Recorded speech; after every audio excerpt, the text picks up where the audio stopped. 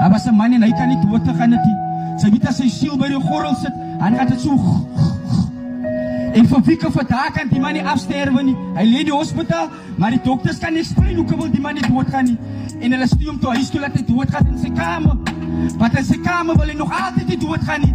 En die gemeenskap, die community, hulle raak toe geworried. Hoe wil die man nie die man suffer? En hulle gaan roep toe die paaies man in hulle gemeenskap. Hulle weet 'n priest of 'n imam.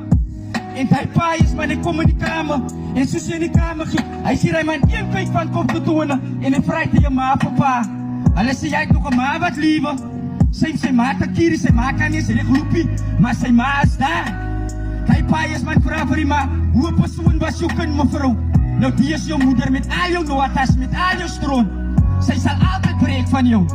Die ma sê, hy's 'n baie goeie kind meneer. Hy put elke dag van sy liewe uit 'n groot huis op die beek meneer. Hy paaies man sê mevrou, ek wil nie daai weet man. Ek wil weet hoe te geliewe met jou wat sy ma is. En weet julle wat die ma? Sy pas nooit van die heilig. Sy sê, ja sis meneer, ek het een keer gaat klop vir 'n bietjie suiker by sy huis. Toe sag hy en sy vrou my weg soos ek 'n hond is. Hy paaies man sê mevrou, hy sê Rida, hy nie kan afsterwe nie. As mevrou wil hy moet afsterwe, mevrou sal hom moet vergewe. Hy vrou sê, maar ek kan hom nie vergewe nie man. Die mense in jou lyk die doen die met jou. Hy paaies man sê vir die mans in die gemeenskap, ook jy gaan haal op hout.